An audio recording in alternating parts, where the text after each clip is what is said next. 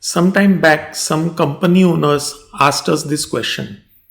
They said many people call them and say that they will help them improve the profit of their company. For example, it could be somebody offering software like ERP or business analytics or dashboards. All of them say they will help improve profit of the company. Or there could be those who are doing consulting in various improvement methodologies like Lean, TOC, Six Sigma, Balance Scorecard, ISO certifications, etc. Or there are people who are doing programs in soft skills like team building, motivational speeches, public speaking, negotiation skills, listening skills, etc. And then there are people who do stuff like Vastu, astrology. All these people claim that we can help increase profit of the company. Is that true? That is what those company owners were asking us. So let us look at this. Suppose we can define capability of individuals on a scale of 1 to 100. 100 being the maximum capability and 1 being the minimum capability. Now suppose we take my case. Let's say I am at 70. Now 70 is the potential. While working, I may be working as if I am utilizing only 40 out of that 70. So there are some methodologies which make this assumption that people generally operate at a level which is less than their true potential. So they already have it in them to do much better, and all that it requires is a little bit of motivation and push, and they will achieve their true potential. And it is a valid improvement, because if somebody can help me operate at 70, I am going to deliver that much better output. And that is what can help the company where I am working.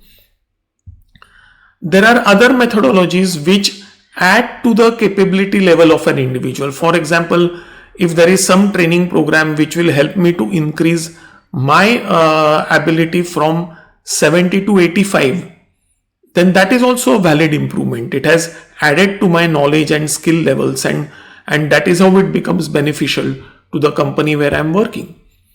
Then there are some other programs where, suppose there is a task which is a little bit complicated and it can be successfully done by only those who have got a capability level of 80 or above. Now, if we do something in a way that task gets simplified, so that instead of 80 and above, it can now be done by those who are 50 and above. And that increases the number of people who can achieve that, and that is how the company benefits. And then those who are working in terms of Vastu, astrology, etc., there is always this divine intervention that no matter how much efforts we take, finally there is an element of luck, or you can call it whatever you like, but unless those things fall in place, the end result is not going to get achieved.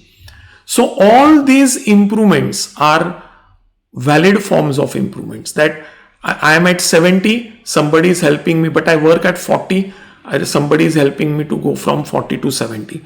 I am at 70, somebody is helping me to go from 70 to 85.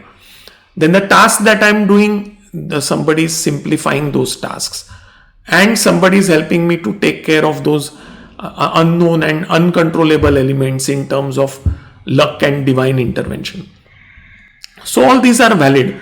But the point is that in whatever company you are working and whatever business model you have, whatever is your business context, what is your goal, in all that setup, it is important to understand which area you are really stuck and use the methodologies which are going to help you overcome the problems in that areas where you are stuck. If you make a wrong choice, then the actions that you will take will not give you desired results. That is why all these methodologies, you will find that they have success stories as well as failures. So success stories are cases where those methodologies were applied in the right context and right situations, and failures are those cases where the methodologies were applied in the wrong context or situations. So it is important to choose correctly depending upon your situation, then you will get desired results.